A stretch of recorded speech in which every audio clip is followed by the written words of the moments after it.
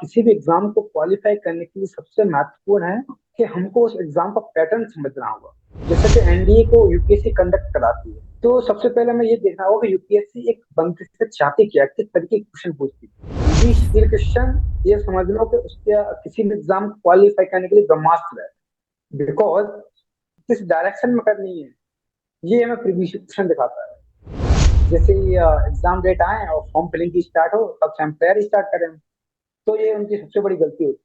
तो तैयारी हमें स्टार्ट करनी चाहिए, कम से कम एक साल पहले हमें तैयारी को देना चाहिए। अब जैसे कि अगर तैयारी की बात करें हम, तो हमें किसी पर्टिकुलर एग्जाम को टारगेट करने की बजाय किसी पर्टिकुलर टारगेट सब्जेक्ट को टारगेट करें, वो ज्यादा महत्वपूर्ण रहता है। अब होता क्या है, जैसे कि मैंने मैथ्स विज्ञान प्रताप सर से पढ़ा, अब मैं सेम क्वेश्चन किसी और टीचर से पढ़ूं, तो उनके सॉल्व कराने का तरीका कुछ और होगा, गगन सर के कुछ और होगा तरीका। अब वो दोनों तरीके हमारे माइंड में आके प्लस करेंगे, हमारे दिमाग में भूलने की प्रोबेबिलिटी ज्यादा हो जाएगी। अब मेरा लगभग 8 से 9 महीने लगे थे मुझे, पूरा सिलेबस कंप्लीट हो गया। अब इतना मुझे भरोसा था कि मेरे जो पढ़ा है मैंने, उसमें से क्वेश्चन बाहर नहीं जाएगा। आप कितना भी पढ़ लें, आपके मन में डाउट है, ये सही रहेगा ये। अब मैं प्रिपेयर उस हिसाब से करनी, फॉर एग्जाम्पल कि मैंने मैथ्स का कोई चैप्टर की क्लास ली, मान लो 20 क्लास है, 20 क्लासेस मैंने ले ली, तो ये होना चाहिए कि अब मुझे इस चैप्टर की दोबारा से क्लास लेने की आवश्यकता ना पड़े। अब इंग्लिश में भी मोस्ट प्रोबेबली यही होता है कि या तो आएगा या नहीं आएगा। बिल्कुल। तो 8 से 9 मिनट में आप टारगेट कर सकते हैं। तो आपके पास मिनट बची 45, 15 मिनट में आपने 50 क्वेश्चन टारगेट कर लिए। अब आपको 50 क्वेश्चन के लिए 45 मिनट बची है मैथ्स और रीजनिंग। आप खुद ही सोचिए, आपने 15 मिनट में 45 क्वेश्चन कर दिए, आपके माइंड के ऊपर कितना प्रेशर कम हुआ है। हाँ, अगर आपकी मेहनत बहुत ज्यादा है की है आपने, तो सिलेक्शन आपका हो जाएगा। एक बार में नहीं हो जाए, हो सकता है 2 बार में हो जाए, लेकिन लक फैक्टर मैटर करता है। कभी कभी तो आपको कई अटेम्प्ट फेल करवा देता है। कई लड़कों के साथ तो वास्तव में बहुत तैयारी की, बहुत इंटेलिजेंट भी है, लेकिन वो असफल रहे। नमस्कार दोस्तों, टॉक्स विद विवेक रनियाल के एक और एपिसोड में आपका स्वागत है। हम लगातार बातें करते हैं स्पोर्ट्स की, अचीवर्स की, लेकिन आज का एपिसोड थोड़ा हटके है। आज के एपिसोड में हम बात करेंगे प्रेम राठौर जी से। प्रेम राठौर, आपकी एज 21 ईयर्स है और आपने फर्स्ट अटेम्प्ट में एसएससी सीजीएल क्वालिफाई करके अब जीएसटी इंस्पेक्टर बनने जा रहे हैं। थोड़ा दर्शकों आपको और बता दूं, इन्होंने एनडीए का रिटर्न 5 बार क्वालिफाई करा है। उसके बाद ये यूपीएससी की प्रिपरेशन कर रहे थे और साथ में ग्रेजुएशन के साथ साथ इन्होंने एसएससी सीजीएल की प्रिपरेशन भी शुरू करी और फर्स्ट अटेम्प्ट में इसको क्वालिफाई करा। और इसके साथ इन्होंने 20 से ज्यादा एग्जाम क्वालिफाई करे हैं। और आइए इनसे जानेंगे कि कैसा रही इनकी स्ट्रेटजीज, कौन कौन सी बुक्स इन्होंने रेफर करी, कौन कौन सी बुक्स पढ़ी और इतना बड़ा मुकाम हासिल किया। प्रेम, पहले तो आपका स्वागत है टॉक्स विद विवेक रनियाल में। जी विवेक जी, आपको बहुत बहुत धन्यवाद मुझे यहाँ पर बोलने का मौका दिया। और मेरा नाम प्रेम सिंह राठौर है। मैं एक मुरैना के छोटे से गांव जोहा से बिलोंग करता हूँ, जो कि मध्य प्रदेश में है। और जैसा कि आपने बताया, मैंने सीजीएल 2024 में ऑल इंडिया रैंक 2494 के साथ जीएसटी इंस्पेक्टर के पद के लिए मैं चयनित हुआ हूँ। इसके लिए सबसे पहले आपको बहुत बहुत कंग्रेचुलेशंस। प्रेम, आपने बताया एक गांव से हैं, किसान फैमिली से बेसिकली आप हैं। किसान फैमिली से ऑफिसर बनने का जुनून कैसे पैदा हुआ, थोड़ा इस बारे में बताइए। जी, अभी तक तो हमारे गांव से कोई भी ऑफिसर नहीं हुआ था। एक जो कैप्टन बी नारायण सिंह जी हुआ करते थे, वो 1993 में उनकी उनकी शहादत हो गई सियाचिन ग्लेशियर में। तो उनके बाद हमारे गांव से अभी तक कोई ऑफिसर नहीं निकला था।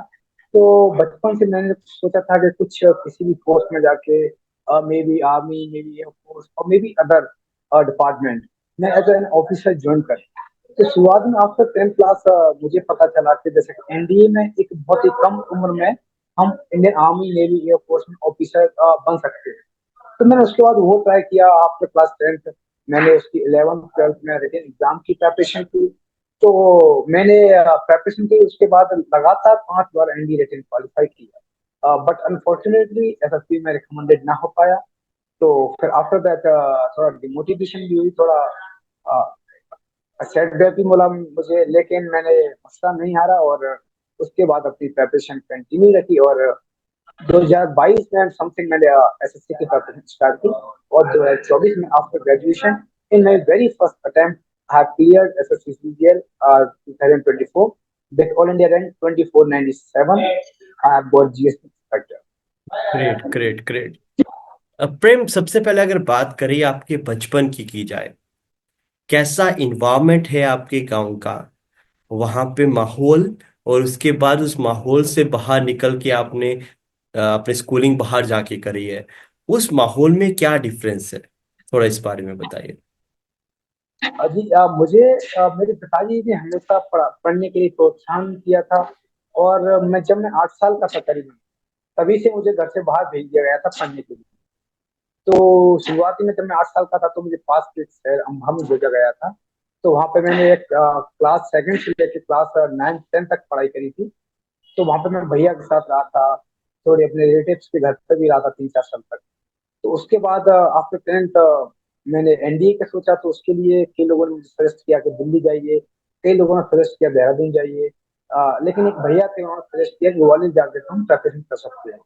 और दिल्ली और देहरादून जाने का थोड़ा बजट भी हाई था, वहाँ की फीस लगभग एक साल की 1 से 1.5 लाख रुपए थी। तो वो थोड़ा ज्यादा थी, तो उस वजह से मैंने ग्वालियर रहना डिसाइड किया। और वहां पे जाके मैंने काफी कोचिंग भी सर्च करी एनडीए के लिए। बट मुझे कोई ऐसी सुटेबल कोचिंग लगी नहीं जिसमें पढ़ना मुझे लगा कि उचित नहीं है। तो उसके बाद मैंने थोड़ी बहुत यूट्यूब से रिसर्च वगैरह की, और उसके एनडीए के प्रीवियस क्वेश्चन को एनालिसिस किया कि इनका एग्जाम पैटर्न क्या है और इनकी पेपर को पूछने की अप्रोचेस क्या है। तो उनके आधार पर मैंने अपनी प्रिपरेशन स्टार्ट कर दी थी, सेल्फ स्टडी। तो वहां से मैंने तैयारी करी थी सेल्फ स्टडी। तो that is a very necessity कि आप तैयारी करते कहाँ से हैं और किस तरीके से करनी है। इट डजेंट मैटर कि आप कोचिंग रिक्वायर्ड है किसी भी चीज के लिए, इट्स डिपेंड ऑन यू। तो ये मेरी प्रोसेस रही थी एनडीए की तैयारी। अ, प्रेम, आपने बात करी कोचिंग की और सेल्फ स्टडी की। कोचिंग कितनी इम्पोर्टेंट है over self studies? It's a depend on different exam to exam. For example, if we talk about NDA or like this exam, so it is a 12 based examination. So if we cover 11 12 syllabus very well, then it is very sufficient for NDA examination. If we talk about some other example like for SSC CGL, तो it is necessary to attend coaching because अक्सर वो teacher जो हमें पढ़ाते हैं वो बहुत ही कम समय में हमें बहुत अच्छा कंटेंट देते हैं, बहुत लिमिटेड कंटेंट। हाँ, अगर उस कंटेंट को हम अपने थ्रू कर सकते हैं, सेल्फ के थ्रू कर सकते हैं, दैट इज मच बेटर। कोई दिक्कत नहीं है कि हमें कोचिंग की जरूरत है ही। लेकिन कोचिंग से ये फायदा रहता है कि हमें बहुत कम समय में बहुत कंसाइज सिलेबस मिलता है। और वो सबसे नेसेसरी है कि हमें कम से कम सिलेबस पढ़ना है और ज्यादा से ज्यादा टाइम पढ़ना है। वो सबसे महत्वपूर्ण चीज। आपने एनडीए 5 बार क्वालिफाई किया। बहुत बच्चों का सपना होता है कि मैं एनडीए क्वालिफाई करूँ, एसएसबी क्वालिफाई करके यूनिफॉर्म पहनूं, 3 साल एकेडमी में लगाएंगे, 1.5 साल आईएमए, देन ऑफिसर्स। बट सबसे मुश्किल चैलेंज ही रिटन एग्जाम है, क्योंकि मैथमेटिक्स, जीएस, ये सब कुछ। एनडीए का रिटन एग्जाम कैसे तैयारी करी, कौन कौन सी बुक्स थी, और किस वे से पढ़ाई करी कि वो इजी हो जाए क्वालिफाई करना? तो सबसे किसी भी एग्जाम को क्वालिफाई करने के लिए सबसे महत्वपूर्ण है कि हमको उस एग्जाम का पैटर्न समझना होगा। जैसे कि एनडीए को यूपीएससी कंडक्ट कराती है, तो सबसे पहले हमें ये देखना होगा कि यूपीएससी एक बंदे से चाहती क्या है, किस तरीके के क्वेश्चन पूछती है। तो ये समझना सबसे महत्वपूर्ण है। अगर आपने ये समझ लिया कि जो एग्जामिनर है उसके पूछने का अप्रोच क्या है क्वेश्चन का। फॉर एग्जाम्पल, उसके इंग्लिश में क्वेश्चन पूछने का क्या ऑब्जेक्टिव है, किस तरीके के क्वेश्चन पूछते, क्या पैटर्न है, वो एनालिसिस करना सबसे महत्वपूर्ण है। और रही बात बुक्स की, तो मैंने एनडीए के 5 बार क्वालिफाई किया था। इनके लिए सिर्फ एक बुक पढ़ी थी, पाथ फाइंडर करके आती है। और थोड़ा बहुत सिलेबस मैंने 11 12 से कवर किया था। तो ये सबसे महत्वपूर्ण है कि आप कम से कम सिलेबस कंटेंट लें और उसको कवर करें। हो सकता है जितना मैक्सिमम टाइम करें। जैसे कि वो बुक थी पाथ फाइंडर करके आती है, उसमें 8,000 क्वेश्चन लगभग रहते हैं। उसको मैंने कम से कम 15 से 20 बार रिवाइज किया होगा। तो ये कम से कम सिलेबस और मैक्सिमम टाइम रिवीजन, ये सबसे महत्वपूर्ण है। आप जितना कम कंटेंट रखेंगे उसको मैक्सिमम टाइम यूज कर सके। क्योंकि एनडीए का जो पेपर होता है वो 900 मार्क्स का होता है।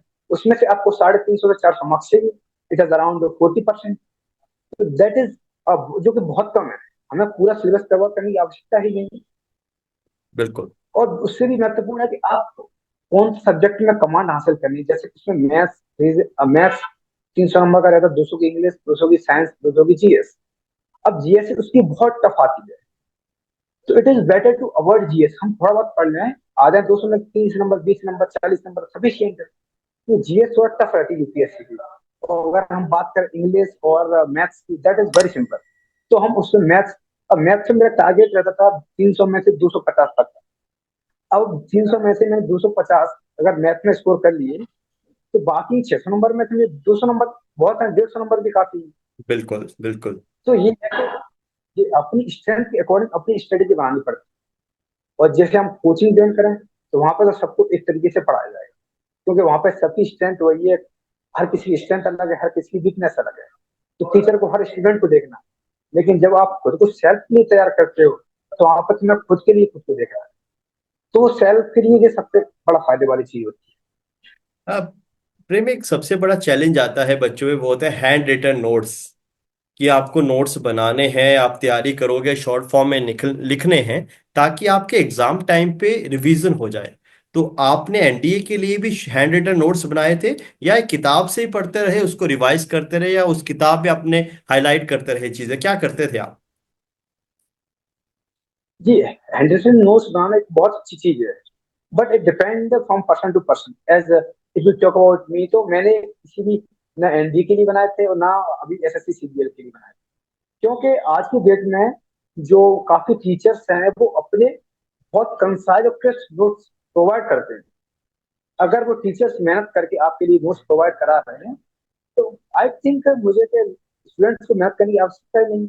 एग्जैक्टली। अगर आपको कोई चीज बहुत कंसाइज मिल रही है, उसको हम रिवीजन करके अपने हाईलाइटेड करके उन पे थोड़ा बहुत ऊपर नीचे, अगर रिक्वायर्ड है तो ऊपर नीचे कुछ लिख के, मतलब खुद के नोट्स बना सकते हैं, तैयार कर सकते हैं उन्हीं में।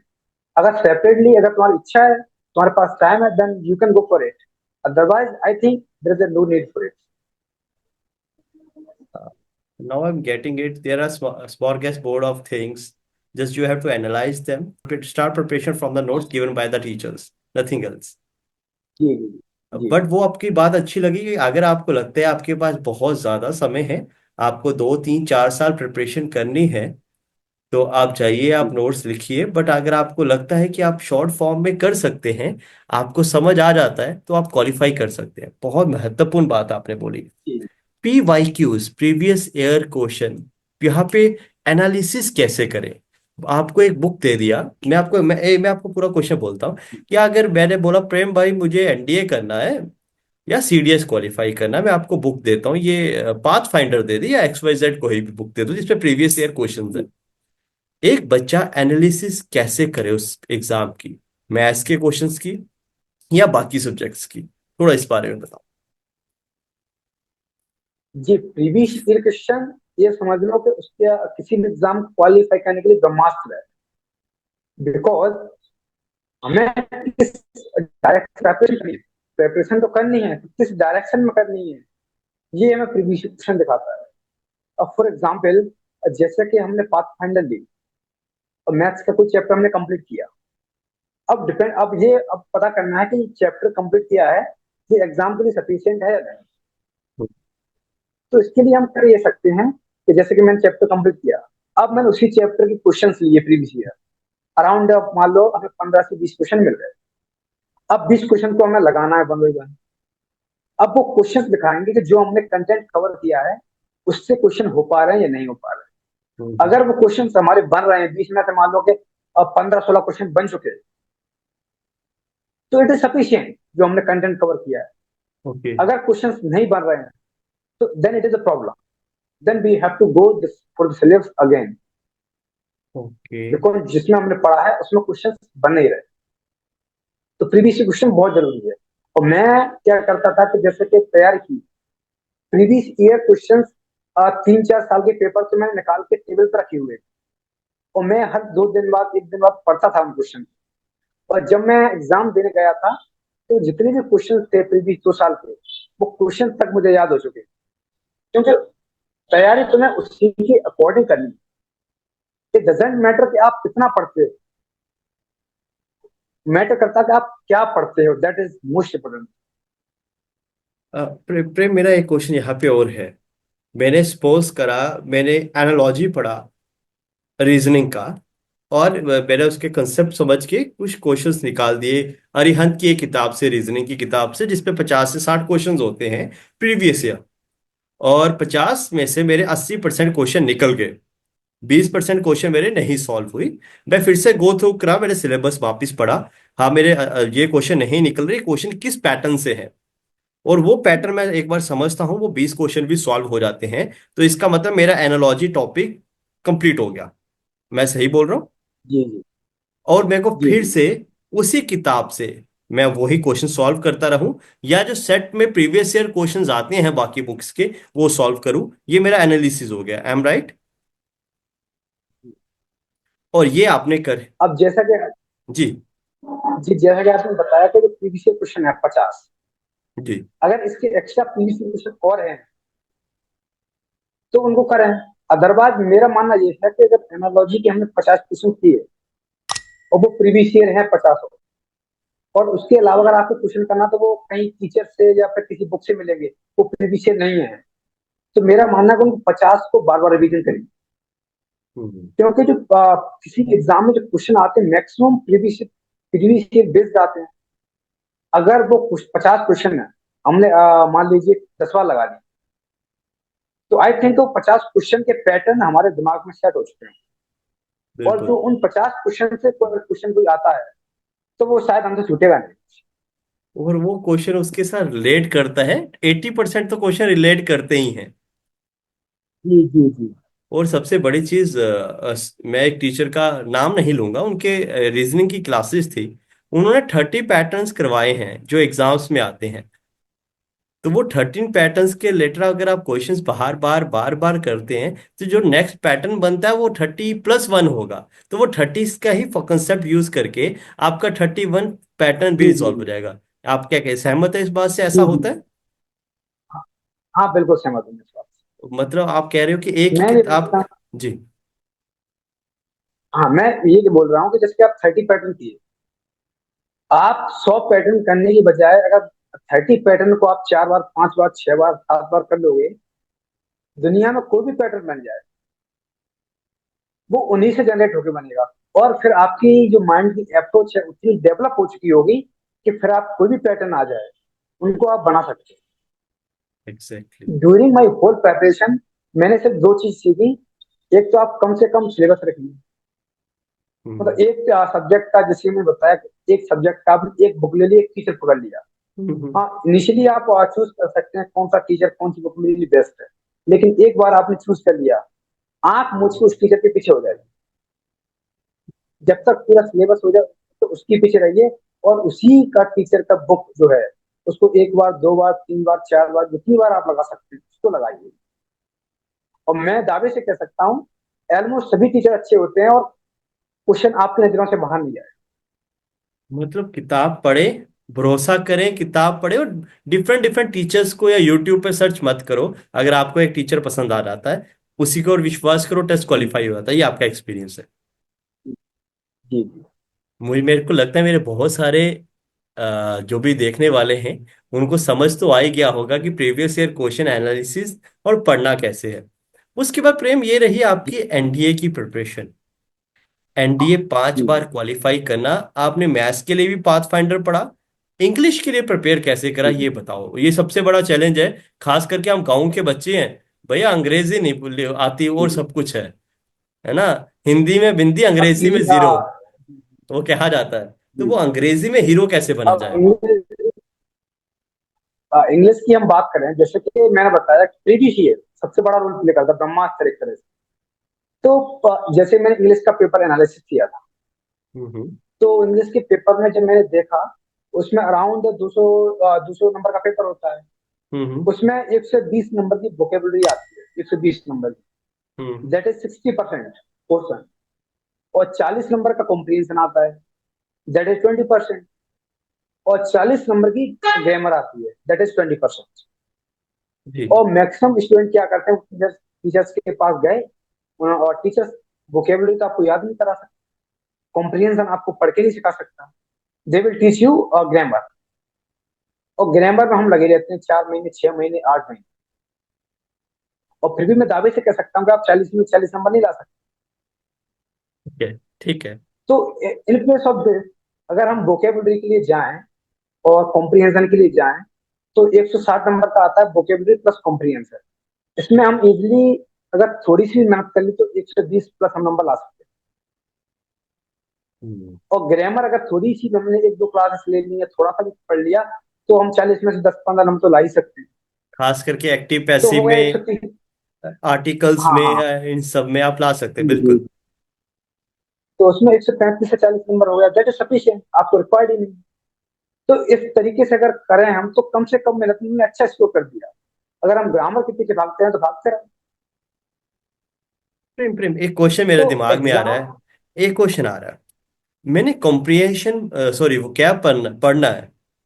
प्रीवियस ईयर के क्वेश्चंस मैंने पकड़ लिया। आजकल तो सेट्स भी आते हैं अंग्रेजी के, कि इस यही आते हैं, आप उसको मंगवा लीजिए, दिल्ली से मिल जाते हैं या ऑनलाइन कहीं से भी मिल जाते हैं।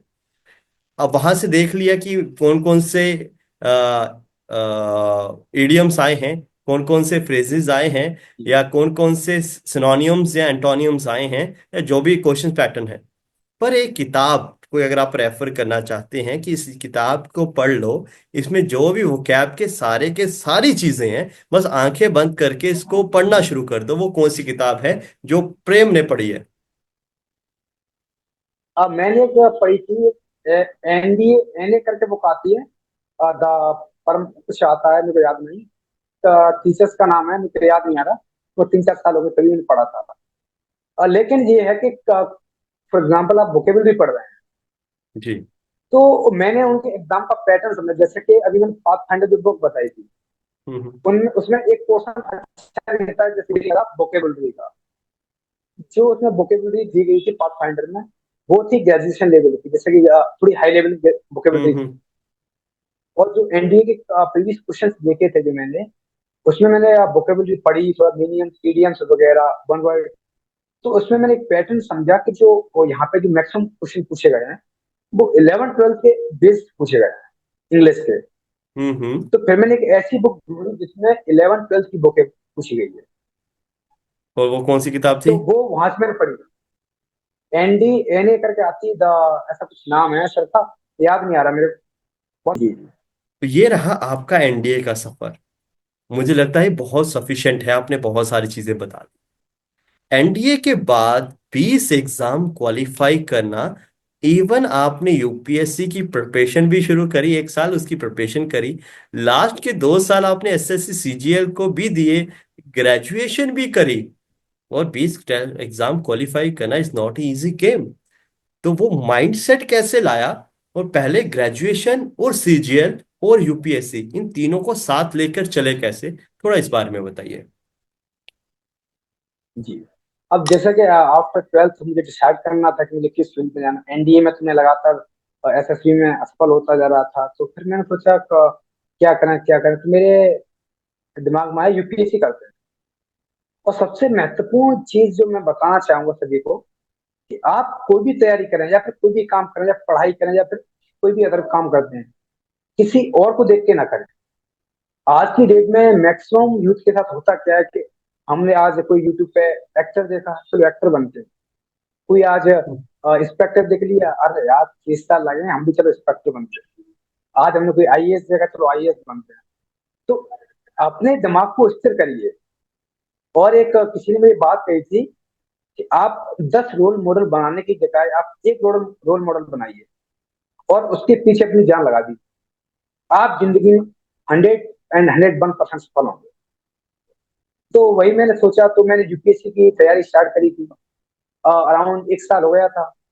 तो उस टाइम क्या, उससे पहले एनडीए के साथ मैंने नेवी डबल का एग्जाम दिया था, तो वो मेरा क्वालिफाई हुआ था। तो मैंने उसको ज्वाइन नहीं किया था। मेरा सपना था कि मैं अगर ऑफिसर बनूं। और मैंने सोचा कि अगर इसके बाद ना बन पाया तो बस मैं इसी में रह जाऊंगा, मेरी जिंदगी बहुत सीमित हो जाएगी। तो इसलिए मैंने उसको ज्वाइन नहीं किया। तो यूपीएससी की तैयारी करते करते एक दिन क्या हुआ, अचानक से मेरे दिमाग में ख्याल आया, क्योंकि यूपीएससी आप कितने भी इंटेलिजेंट बने रहो, यूपीएससी में जब तक आपका लक साथ नहीं देता, क्योंकि कंपटीशन यूपीएससी में इतना हाई है कि without luck you can't be succeed, क्योंकि वैकेंसी वही 1,800 आती है और फॉर्म 10 लाख 12 लाख तक जाते हैं। बिल्कुल। तो और UPSC का हाँ एग्जाम पैटर्न उस टाइप का है कि आप इसके साथ किसी और का एग्जाम नहीं दे सकते। हम्म। अब मैंने सोचा कि मैं गांव से आया हूँ, लोगों से, परिवार को मुझसे बहुत उम्मीदें हैं, तो क्यों ना एक ऐसे एग्जाम को पकड़ा जाए जहाँ से मैं ऑफिसर भी बन सकूं। अगर बाई दुर्भाग्य बस ना बन पाया तो कुछ ढंग का तो कम से कम कर ही लूंगा। बिल्कुल। तो फिर मैंने एनडी एंड मुझे सीजीएल का रास्ता दिखाई दिया, मैंने कहा ये मुझे बेटर लगा। तो वहां से मैंने तैयारी स्टार्ट की एसएससी सीजीएल की। और लगभग 4-5 महीने की तैयारी के बाद मुझे लगा कि मैं तैयारी ठीक ठाक हो चुकी। उसके बाद मैंने एग्जाम देना स्टार्ट किए थे। उसके बाद सीडीएस का भी एग्जाम दिया था, वो भी क्वालिफाई हुआ था। एस्टेट का दिया था, उसके बाद कोस्ट गार्ड का दिया था, उसके बाद इंटेलिजेंस ब्यूरो का दिया था, उसके बाद एसएससी में कम से कम मैंने 10 से 12 एग्जाम दिए थे, और उसके बाद दिल्ली डेवलपमेंट अथॉरिटी का दिया था। ऑलमोस्ट मेरे सभी एग्जाम क्वालिफाई हुए। फिर मैंने ज्वाइन नहीं कर पाया। मैं फाइनली वेट कर रहा था कि सीजीएल का जो फर्स्ट अटेम्प्ट होगा मेरा 2024 में, उसको देने के बाद मैं फाइनली डिसाइड करूंगा मुझे क्या ज्वाइन करना है, क्योंकि कम से कम फर्स्ट अटेम्प्ट मुझे देना ही चाहिए पूरी ताकत के साथ। तो बिल्कुल। 2024 में फॉर्म निकले, और मेरी ग्रेजुएशन भी कंप्लीट हो गई टाइम से। और उसके बाद अक्टूबर 2024 में प्रीलिम्स हुआ, उसके बाद जनवरी 2025 में मेंस। तो उसमें मेरे काफी ठीक ठाक मार्क्स आए, और अच्छी रैंक के साथ मेरा जीएसटी इंस्पेक्टर सिलेक्शन हुआ। प्रेम, एक बात, आपको एसएससी सीजीएल के बारे में पता कैसे चला? एसएससी सीजीएल कब अपनी कैलेंडर रिलीज करता है, और इसके एग्जाम्स कब होते हैं?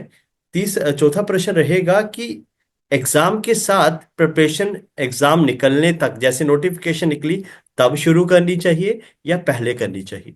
इस बारे में थोड़ा बताइए। अब मेरे एक कजिन थे, तो उन्होंने मुझे बताया था, ऐसे वो सीजीएल की तैयारी कर रहे थे। तो उन्होंने मुझे सजेस्ट किया कि यूपीएससी में थोड़ा रिस्क फैक्टर ज्यादा है, तो उन्होंने मुझे सजेस्ट किया कि तुम इसकी तैयारी कर सकते हो। तो वहां से मुझे सीजीएल के बारे में जानकारी मिली। और रही बात एसएससी की, सबसे अच्छी बात यह है कि वो अपना कैलेंडर टाइम टू टाइम जारी करती है। जैसे कि अगर 2025 की बात करें तो उसका कैलेंडर जनवरी में निकाल दिया जा चुका है। तो उसमें अराउंड 10 से 12 एग्जाम्स हैं, उनकी form filling date, exam date और टीएटी एग्जाम डेट, सब चीज मेंशन दी गई है। तो ये सबसे महत्वपूर्ण चीज है कि हम अपनी तैयारी उस हिसाब से कर सकते हैं, क्योंकि हमें डेट्स वगैरह पता है एग्जाम की। और कुछ लोग मैक्सिमम स्टूडेंट्स ही फ्रॉक में रहते हैं कि जैसे ही एग्जाम डेट आए और फॉर्म फिलिंग की स्टार्ट हो, तब से हम तैयारी स्टार्ट करें। तो ये उनकी सबसे बड़ी गलती होती है। तो तैयारी हमें स्टार्ट करनी चाहिए, कम से कम 1 साल पहले हमें तैयारी को देना चाहिए। अब जैसे कि अगर तैयारी की बात करें हम, तो हमें किसी पर्टिकुलर एग्जाम को टारगेट करने की बजाय किसी पर्टिकुलर टारगेट सब्जेक्ट को टारगेट करें, वो ज्यादा महत्वपूर्ण रहता है। फॉर एग्जाम्पल, अगर मैं फॉर एग्जाम्पल सीजीएल की टारगेट कर सीजीएल को, मैंने सीजीएल को टारगेट करने की वजह subject maths, English, reasoning, GS. अगर मैं इन चारों सब्जेक्ट पर भी अच्छी कमांड बना लूं, तो मुझे नहीं लगता मुझे किसी एग्जाम को टारगेट करने की आवश्यकता है। अब बिल्कुल। फॉर एग्जाम्पल, मैं मैथ्स राम प्रताप सर से पढ़ा हुआ था, तो मैंने वहां से मैथ का लगभग मुझे 8 से 9 महीने लगे। पूरा मैंने मैथ कवर किया।